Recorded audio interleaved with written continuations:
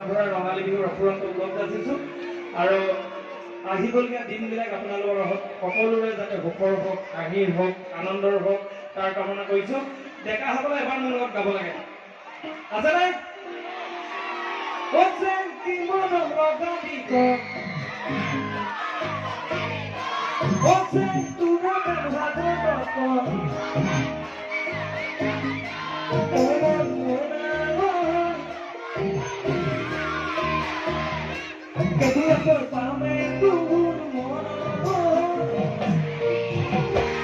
Thank you and love you.